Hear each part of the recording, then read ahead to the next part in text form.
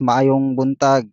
This morning for our content no, gusto na ko i-share sa inyo ang mga butang nga angay likayan o limitahan para sa mga tao nga niagi og TIA or transient ischemic attack no, or also known as mini stroke o kaning hypertension. So unsay mga butang nga angay likayan. But before that, gusto sana akong pasalamatan no kay wala na ako na-upload sa akong first video, gawa sa mga tao nga kanang nag-express sa ilahang kahangawa ba sa nahitabo sa ako.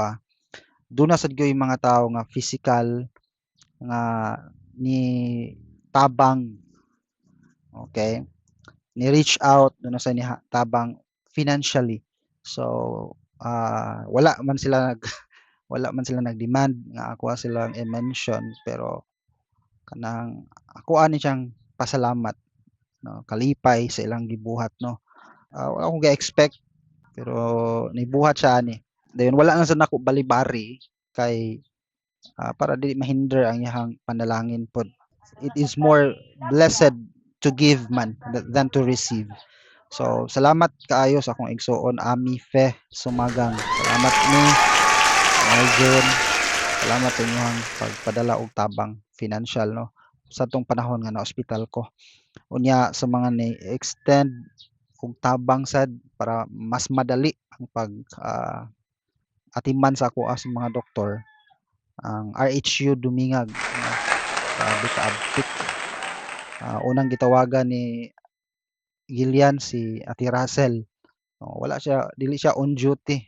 Kaya gabiin na baya kay itong dako. So to sa balay, pero siya may ga-coordinate naning kamot nga maka-produce og ambulance. So daghang kayong salamat Ate Russell.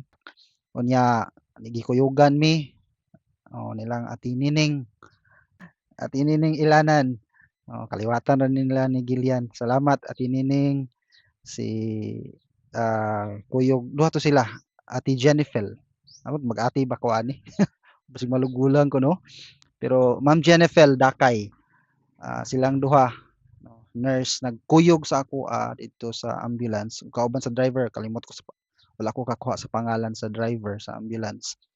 Pero salamat kayo sa pag-extend sa abrupt no, paspas nga pag-response sa panahon nga dunay emergency sa akong kinabuhi. So balik ta sa ato ang topic for this content. No, unsa may mga butang nga angayang likayan sa among kuan ako i-share ha akong pangitaon sa GC na mo. First time ko dito ko naka-discover gud nga okay si Mita AI pwede man day ma-communicate nato sa kuan sa ato ang GC mismo gawa sa kanang personal jud nimo nga account. So nakita ko sa akong kauban akong gisunod nga try pug ko ani. So akong gianan si Mita AI. Mita AI akong kauban ba kay bag-o lang nakagawa sa ospital, one day pa lang nagka mini stroke or mini stroke or TIA no. TIA transient ischemic attack. Mini stroke na siya. So akong pangutanan niya, pwede na ba siya mag-drive og sakyanan? Four wheels nga sakyanan. So pwede na ba siya mag-drive? Una akong pangutana. Tanawa ang tubag ni Mita AI. Ingon siya, dili pa safe, ma'am. One day pa lang gikan hospital. Ayaw jud. Mini stroke equals warning sign. Bisan feeling okay na, possible pa ang pagkalipong o kalit nga kahuyang, hinay nga reaction time, pwede ma-confuse sa dalan. Four wheels man pero delikado gyapon sa iya ug sa uban. Standard yun na 1 to 2 weeks recovery plus clearance from doctor bago mag-drive. Pa-commute siya ugma. Better safe kay ma-accident sa seminar ba mismo. So kana response ni Meta AI dayon ni adto na pud ta ni ChatGPT. Ako ginsuki mangod nga pag-aduolon ingon ani no natay mga queries. Nakita nako ang iyang tubag dinhi inline pod sa gi-advise sa doktor sa amoa sa pagdayong gawas namo sa ospital. So nangutana ko ni ChatGPT unsa man jud ang mga bawal para sa sama nako no, sama nako nga na diagnose og TIA o hypertension 2 no, mao man ako ang hypertension stage 2. Mo ni ako ang sakit last week. So ingon si ChatGPT, mga butang nga angay likayan o limitahan. Ingon siya ayaw, kalit ug bugat nga physical activity. So ayaw og buhat ug kalit ba? Og bugat nga mga physical activity sama sa pag-alsa og bugat kaayo nga mga butang, kusog nga workout nga wala pa gitugutan sa doktor, trabaho nga makapahingal kaayo o makapataas kalit sa presyon.